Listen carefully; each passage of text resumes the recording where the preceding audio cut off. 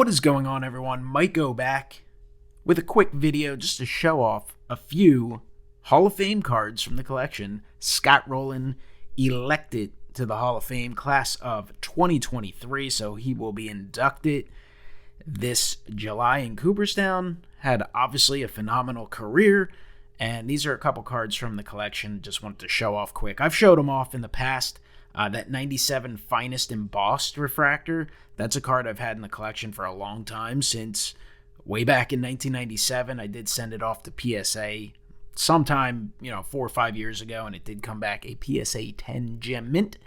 And then to the right is a 1995 Bowman's Best Scott Rolen rookie.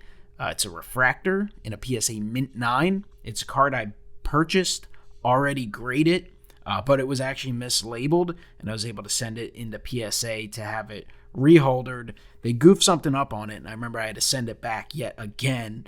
But it's been back in the collection for a while, and Scott Rolen had an amazing career, like I said, even though, of course, whenever there's new guys inducted or elected to the Hall of Fame, you have all the talking heads, whether they're collectors, baseball fans, people on TV that love to just say, oh, this guy's not a Hall of Famer, this or that. And it's like, well, he reached the Hall of Fame. And yes, there are times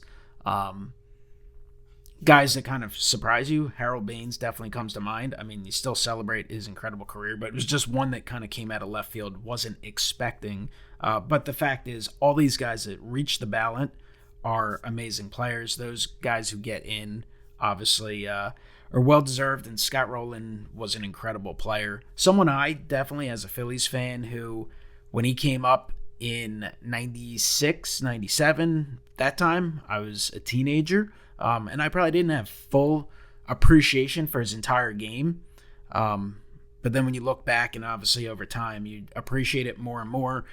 He was a Philly for about 6 years or so. It was kind of in and out before they finally got things rectified and going well, where they had their good run. He was a hard-nosed player. He was actually a really good offensive player. I've seen some videos, people say he wasn't a good offensive player. I'm like, wait, what? First of all, if you looked at his career numbers, I mean, was he a 500 homer guy? No. Did he hit 300 for his career? No. But he was a very good offensive player. Like OPS-wise, he's substantially better than Brooks Robinson for the entirety of his career. Obviously, less years and such, so he didn't have maybe some of the same compiled numbers. He was a very good plus offensive player. He was an incredible base runner.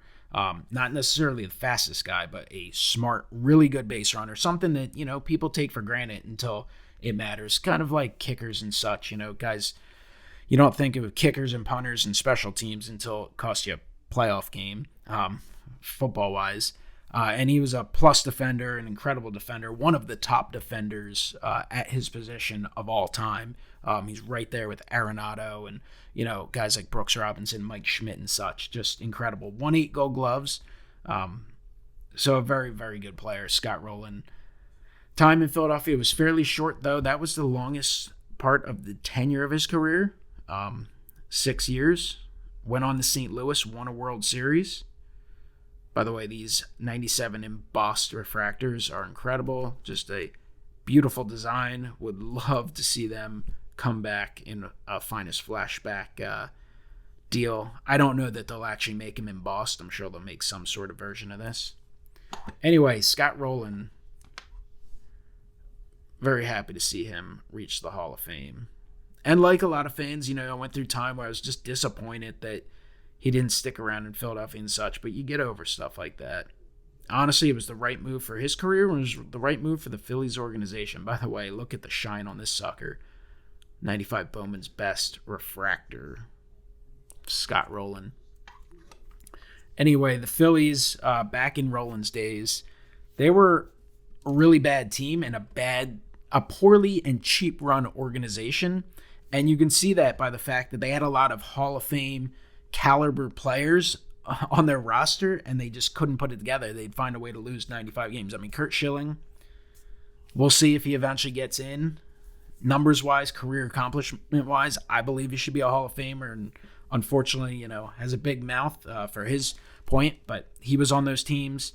Jimmy Rollins for a little while, who might have a chance. Bobby Abreu. Like, it's not like they didn't have some good players, but the organization was very cheap and not committed to winning for a while. And Scott Rolen turned down the money and said, I need to see more than that. It's not just about the money.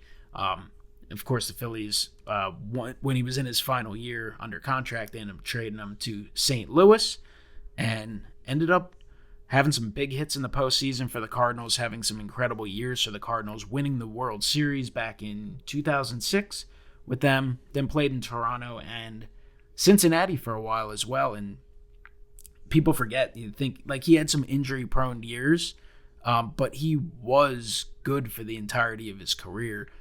Reached a few All-Star games with Cincinnati, won a Gold Glove in Cincinnati towards the end. So Scott Rolen had a great career. Congrats to him on the Hall of Fame. Definitely happy to see him get in, and very happy I had the opportunity to watch him play. And going back and watching some of those highlights, diving plays, barehanded plays, my goodness, was he a good defender, and had a ton of big hits and a good, very good Hall of Fame career. Anyway, comment below. Let me know what you think of these cards. Gotta love that shine. Just wanted to provide some thoughts. And I will talk to you next time. Have a great one.